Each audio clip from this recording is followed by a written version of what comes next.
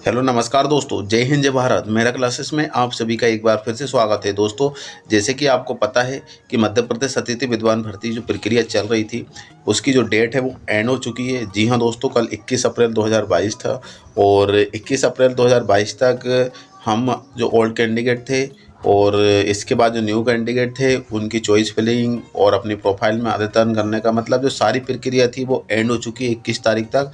अब हमको क्या करना होगा, 21 तारीख के बाद हमको 23 तारीख का इंतज़ार करना होगा। जी हाँ दोस्तों, 23 अप्रैल 2022 को इसका फाइनल लिस्ट आने वाली है। लेकिन इसके बीच में एक समस्या आ रही है दोस्तों। समस्या ये है दोस्तों कि एमपीपीएससी का जो मेंस पेपर है वो 24 तारीख से लेकर 29 तारीख तक होने वाला है। जी हाँ दोस्तों, इन्हीं के बीच में मतलब कंटिन्यू पेपर हुआ 24 से लेकर 29 तक और बहुत सारे कैंडिडेट का पेपर है। और अब वो हमारे पास लगातार कमेंट कर रहे हैं कि सर इसकी डेट बढ़वाइए और कैसे क्या हो सकता है। तो बड़ी समस्या है दोस्तों इस तरीके से, और दोनों ही काम करना हमको ज़रूरी है। और क्योंकि प्री एग्ज़ाम को क्लियर करने के बाद काफ़ी टाइम बाद ये मौका मिलता है। बहुत से कैंडिडेट ऐसे ट्राई करते हैं लेकिन सिलेक्शन नहीं हो पाता है। लेकिन प्री एग्ज़ाम को क्वालिफाई किया और फिर इसके बाद मेंस एग्ज़ाम हम देने को मौका मिल रहा है, तो ये मौका बिल्कुल मत छोड़ना। पहली बात तो आप तो क्या करना होगा क्या नहीं करना होगा आज की वीडियो हम ये डिस्कशन करेंगे। और सिर्फ एक ही रास्ता है जिसका हम दोनों तरीके से यूज कर सकते हैं। दोनों पेपर हम जैसे दोनों काम है, जैसे कि हमारा रिपोर्टिंग भी करना होगा और इसके बाद जो मेंस का पेपर है वो भी दे सकते हैं। तो इसके लिए हमें चलना होगा दोस्तों आगे की ओर। और वैसे आप मेंस तक पहुंच पाए हैं, इसके लिए मेरा क्लासेस की ओर से आप सभी को गुड लक और बहुत सारी शुभकामनाएं। ये पेपर भी आपका अच्छा जाए। तो चलते हैं दोस्तों आगे की ओर। तो दोस्तों सबसे पहले तो यहाँ पे आप देख सकते हैं कि एमपी गेस्ट फैकल्टी 2022-23 और सबसे मेन पॉइंट ये है कि यदि सिलेक्शन होता है, बाई चांस हमारा सिलेक्शन नहीं होता है तो क्या होगा। हमारी जो प्रोसेस है जो कि हम 23 तारीख को पेपर मतलब रिपोर्टिंग करने की जो आ रहा है, तो हमारा जो मेंस पेपर है इजीली आप दे सकते हो, है ना। मेंस का जो पेपर है बिल्कुल आप इजीली दे सकते हो क्योंकि आपका लिस्ट में नाम ही नहीं आया। तो यदि लिस्ट में नाम नहीं आता है तो आपको कोई प्रॉब्लम ही नहीं होगी, है ना। तो आप बिल्कुल इजीली दे सकते हो। वैसे नाम आ जाना चाहिए, ये ऐसा मेरा क्लासेस की ओर से आप सभी को अग्रिम शुभकामनाएं। और इसके बाद यदि आ जाता है तो अब इस कंडीशन में हमें क्या करना होगा। यदि यस तो क्या करना होगा, तो हमको 23 तारीख को ही रिपोर्टिंग करनी होगी दोस्तों, क्योंकि 24 को आपको क्या है पेपर है ना। और 23 तारीख को रिपोर्टिंग करनी होगी।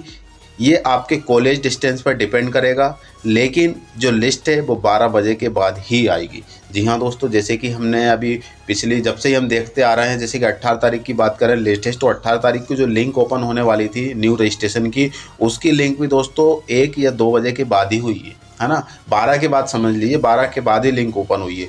तो जो लिस्ट है दोस्तों 12 के बाद ही आएगी जहाँ तक है।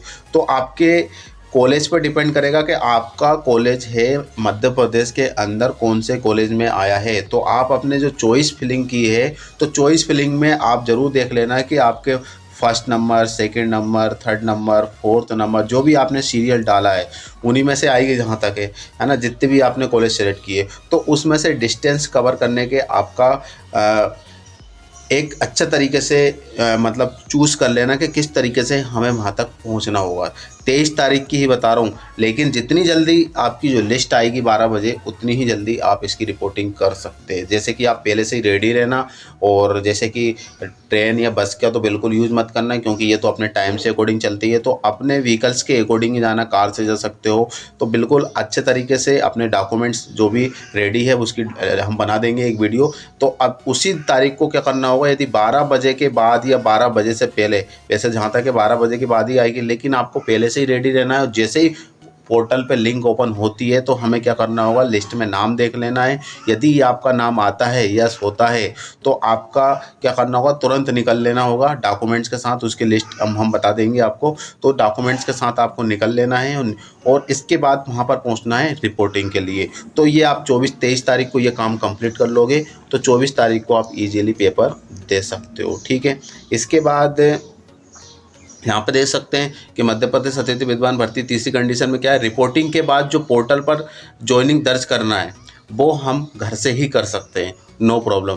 तो दोस्तों जैसे कि आपने नोटिफिकेशन में देखा होगा कि रिपोर्टिंग के बाद जो पोर्टल पर ज्वाइनिंग दर्ज करना है, तो वो हम वेबसाइट से कभी भी कर सकते हैं। 30 तारीख लास्ट डेट है, जैसे कि आपको पता है 30 अप्रैल। तो 30 अप्रैल तक आप कभी भी अपने घर से कर सकते हैं। ऐसा नहीं है कि आपको अलग से एक्स्ट्रा कोई टाइम लगेगा। तो मेंस का पेपर भी दे सकते हो और इसके बाद पोर्टल पर अपनी ज्वाइनिंग भी दर्ज कर सकते हो। तो ऐसा बिल्कुल टेंशन मत लेना। सिर्फ हमें टेंशन किसकी है? रिपोर्टिंग की। यहाँ पे आप देख सकते हो कि रिपोर्टिंग की टेंशन है, और रिपोर्टिंग में यदि डिले हुए और यदि आप रिपोर्टिंग नहीं कर पाए तो आपको दिक्कत आ सकती है, ठीक है ना। रिपोर्टिंग नहीं आए तो फिर यहाँ से आप इस प्रक्रिया से बाहर हो जाएंगे।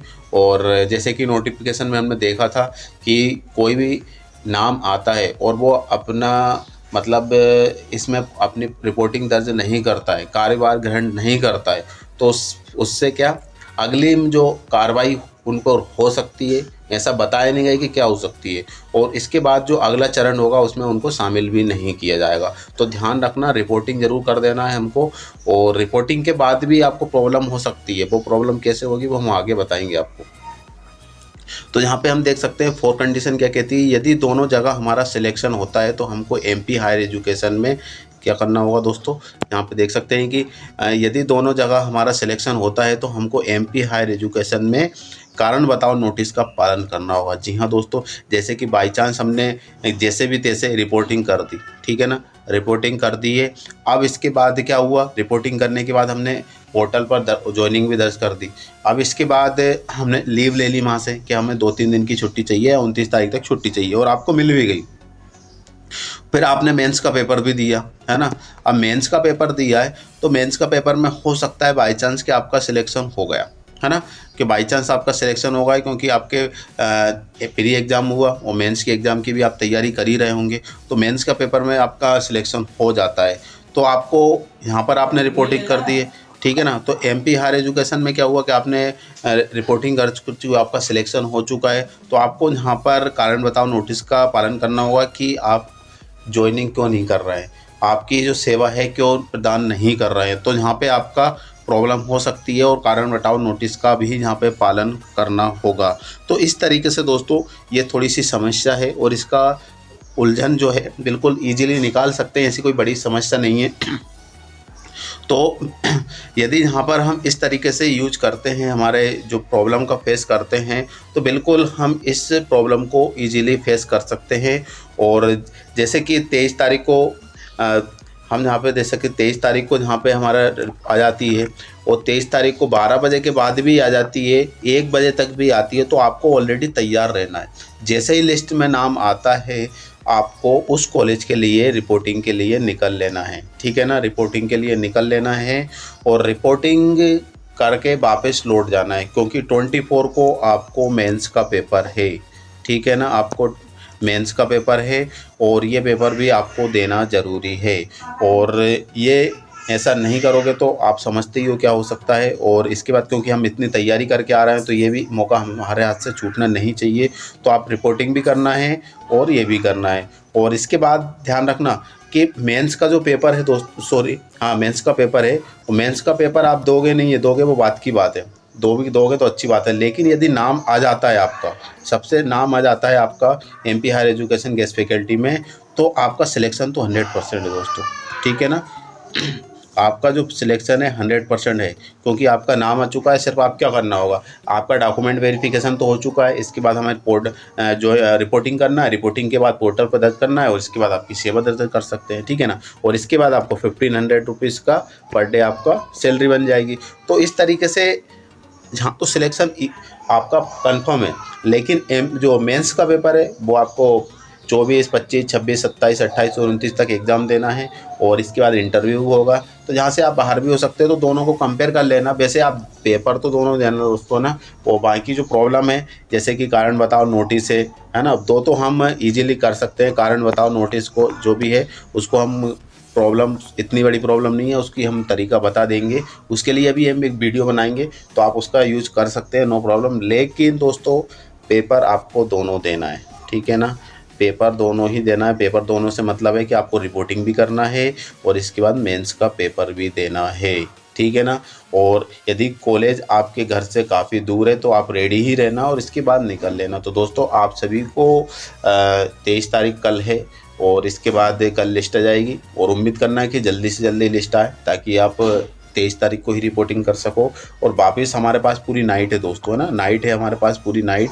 और नाइट है तो नाइट में आप वापस रिटर्न हो सकते हो और इसके बाद 24 तारीख को हम पेपर दे सकते हैं। तो इस तरीके से आप इस प्रॉब्लम से बाहर निकल सकते हो और उम्मीद करते हैं कि ये रास्ता आपको समझ में आ गया होगा। और बाकी कुछ दिक्कत है और बाकी कुछ एडजस्ट आप करना चाहते हो और कुछ शेयर करना चाहते हो हमारे साथ तो बिल्कुल हमें यूट्यूब कमेंट बॉक्स में कमेंट कर सकते हो। कुछ लोगों के पास हमारे नंबर भी है, उनसे भी कांटेक्ट कर सकते हैं, मतलब हम उस नंबर के द्वारा भी कांटेक्ट कर सकते हैं। और इसके बाद वैसे जनरल प्रॉब्लम है तो आप बिल्कुल कमेंट्स के माध्यम से कीजिए, लेकिन पर्सनल कुछ प्रॉब्लम है तो बिल्कुल आप हमें कॉल कर सकते हैं। तो दोस्तों फिर से मिलेंगे कुछ नई अपडेट के साथ और जब तक के लिए जय हिंद जय भारत।